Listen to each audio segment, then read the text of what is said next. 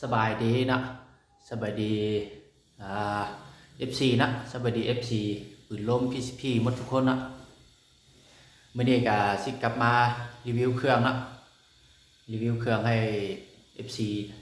ทั้งหลายได้เบิ่งนะได้เบิ่งได้ชมได้เลือกอีกนะมื้อนี้ก็สิมารีวิวมี3รุ่นนะ3รุ่น3บอกนะที่ว่าประกอบแล้วแบบนี้นะมารีวิวแนะนำให้ FC ได้เบิ่งนะเรื่องเครื่องแต่ก็มีรับประกันคือว่านะรับประกัน6 เดือนเนาะคือแต่ละเทื่อบอกนะแต่ว่าก็บอกแล้วก็บอกอีกนะให้ FC นะเพื่อบางคนที่ว่าเข้ามาเบิ่งใหม่นะเครื่องก็มีรับประกันให้6 เดือนเนาะรับประกันหลังการขายให้6 เดือนสำหรับเรามันจะ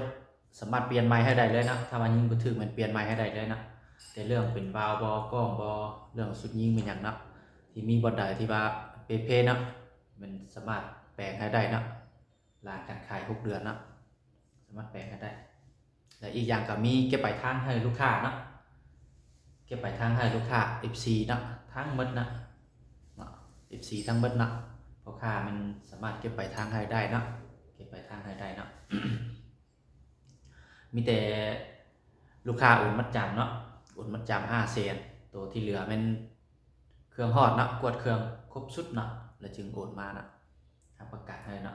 เครื่องตกปก 100% นะจะมาเข้าเกี่ยวกับเรื่องปืนนี้เลยนะบล็อกนี้จะเป็นแฟกเตอร์นะแฟกเตอร์ไซงอนนะตัวนี้แฟกเตอร์ไซงอนนะเบิ่งนะแฟกเตอร์นะแฟกเตอร์ไซงอนนี่เป็นตัวล็อกนะปุ่มล็อกจะเป็นสีแดงนะตัวนี้ปุ่มล็อกเป็นสีแดงกล้องเป็นกล้องกล้อง BSA นะตัวนี้กล้อง BSA นะกล้อง BSA ตัวนี้จะเป็นตัวปั๊บลานะอันนี้ปั๊บลาปุ่มนี้เป็นปั๊บลาเนาะตัวนี้นะสมมติเขายิง30 เมตรเท่ากับเฮ็ดให้มันซื้อนะมันจะมีจุดสีขาวๆอยู่นี่นะเฮ็ดแล้วมันจะมีหมายเลขนี่นะหมายเลขนี่มันซื้อกับจุดสีขาว30 เมตรก็ซื้อเลข30นะแล้วมันจะเซ็นเซอร์ได้ดีนะปรับลามันจะเซ็นเซอร์ดีมันจะแจ้งนะเอาซองไปแล้วมันจะแจ้งดีนะกล้องสายนะแล้วตัวเทิงนี่จะเป็นตัวปรับสูงต่ำนะก่อนเอาสิปรับให้เราต้องดึงนะจับดึงทอดนิดนึงนะดึงมันทอดนิดนึงแบบนี้นะทอดแบบนี้นะจึงสามารถหมุนได้นะพอหมุนแล้วมันจะมีเสียงแตกๆนะเขาจะหมุนได้ตัวนี้จะเป็นตัวไส้ขวานะปั๊บไส้ขวานะตัวนี้เป็นปั๊บไส้ขวาปุ่มตัวนี้นะก่อนเอาสิปั๊บก็ต้องดึงแบบนี้ขึ้นกันนะหมุนนะแล้วปั๊บแล้วก็บีบมันจะล็อกนะเวลาล็อกแล้วจะหมุนไม่ได้นะส่วนกล้องนะตัวนี้เป็น4/14คูณ5/44นะกล้องตัวนี้นะกล้อง BSA นะตัวนี้ใส่เป็นฝากระดกนะคือกันนะถังเป็นถังคาร์บอนเนาะถังคาร์บอน 0.5 นะถังคาร์บอน 0.5 วาล์วเป็นวาล์วคาริเกตดำนะยิงตรงนะตัวนี้นะยิงตรงเลยนะตัวนี้สุดยิงเป็นแฟกเตอร์ใส่นอนนะเราเป็นเรานี่เป็นเราTKนะเราTKนะยาว50นะเรายาว50นะเก็บเสียงเป็นเก็บเสียงเจนแท็กดำนะเจนแท็กดำนะราคาตกอยู่11 ล้านครับ500,000เนาะครบสุดเลยนะมีกล้องสูบมีลูกปืนมีโม่เนาะมีซูโดลิงครบสุดพร้อมยิงเลยเนาะสร้างเครื่องฮอดกับเข้าปลาได้เลยเนาะ11 ล้านกับ500,000เนาะลูกค้าสนใจก็ทักมาได้นะลูกค้าสนใจก็ทักมาได้เครื่องมันมีพร้อมส่งให้ลูกค้าเนาะแฟกเตอร์เนาะงามๆเนาะให้ลูกค้าเบิ่งแจ้งเลยเนาะ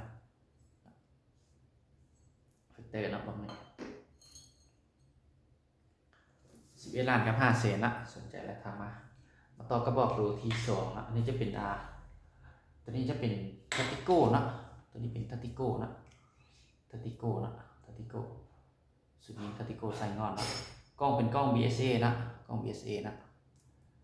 ปั๊บนี่ก็คือปั๊บลาคือกันนั่นแหละนะปั๊บลานี่ก็สูงต่ำนี่ก็ไส้ขวานะตัว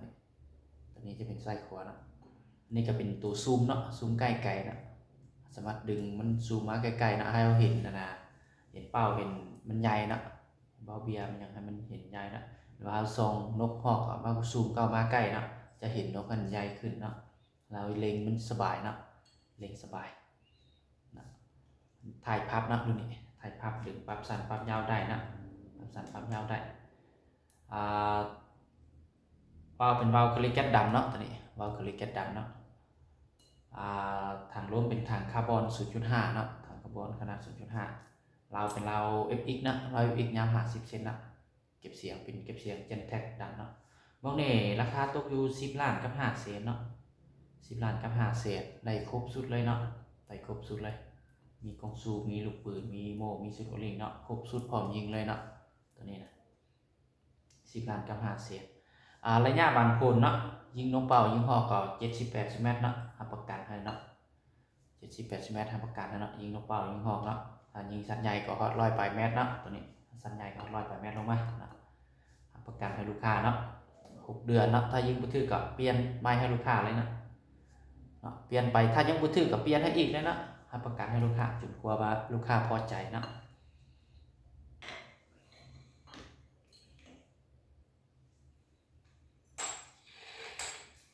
มาต่อกับตัวนี้นะกระบอกที่3นะจะเป็น K2 นะตัวนี้ K2 นะ K2 ใส่งอนนะตัวนี้นะ K2 ใส่งอนตัวนี้จะเป็นตัวลดค่อนนะลดค่อนดึงลดค่อนนะตัวนี้นะ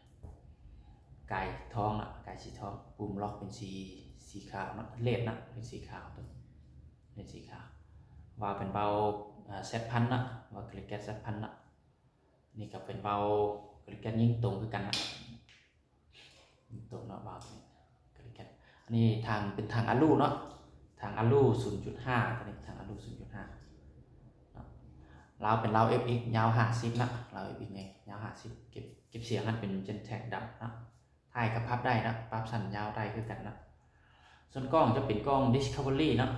3-12 คูณ42นะอันนี้จะเป็นปุ่มปรับนะสูงต่ำนะคือกันนะปรับเราต้องดึงถอดออกนิดนึงนะจึงหมุนได้นะตัวบนขวานี่ก็เป็นไส้ขวานะตัวนี้ปรับไส้ขวาแต่รุ่นนี้มันจะมีไฟนะรุ่นนี้นะมีไฟในเลนนะตัวนี้นะมันเปิดไฟได้นะเปิดไฟจะเป็นตัวนี้นะแล้วหมุนแล้วมันจะเปิดแล้วนะมันจะมีสีแดงสีเขียวแล้วก็สีดำนะเบิ่งนะงามๆเลยนะราคามัน7 ล้านกับ8 แสนนะ7 ล้าน 8 แสนนะมีกองสู้มีลูกปืนมีโม่มีสุดโอลิงเนาะครบสุดพร้อมยิงเลยนะครบสุดพร้อมยิงเลยระยะบางโพนก็คือกันนะ70-80 เมตรนะยิงนกยิงหอกเนาะยิงสัตว์ใหญ่เนาะก็เป็น100 เมตรนะรับประกันให้ลูกค้าเนาะรับประกันให้เลยนะลูกค้าคนใดสนใจก็ทักมานะทักมาตามเบอร์นะเบอร์567079295เนาะเบอร์โทรแอปก็ได้นะโทรก็ได้นะโทรก็ได้แอปก็ได้นะ567079295เนาะเบอร์ติดต่อเนาะติดต่อทั้งแอปทั้งโทรได้เลยนะส่วนลูกปืนก็มีนะลูกนะลูกยังมีหลายนะลูกค้าสนใจก็เอาได้นะลูกปืนลมเนาะเป็นลูกโรงงานตัวนี้เป็นลูกโรงงานเลยเนาะจะเป็นกัวแข็งนะบ่เหมือนกัวอ่อนนะตัวนี้เอาใส่ถุงใส่หยังเป้ไปปลามันหยังก็ก้นมันจะทั้งก้นนะลูกมันจะบ่เบี้ยวบ่หยังเนาะบ่เบี้ยวบ่ยุบนะเนาะเป็นกัวแข็งตัวนี้นะเนาะกัวดีหรือนี่เป็นลูกโรงงานนะลูกค้าสนใจแนวใดก็ทักมาได้นะลูกค้ามีกับลูกค้าที่จัดส่งจัดแบ่งให้ทางลูกค้าเลยนะทักมาตามเบอร์ที่ฝากกันนะ567079295เนาะสนใจทักมาเลย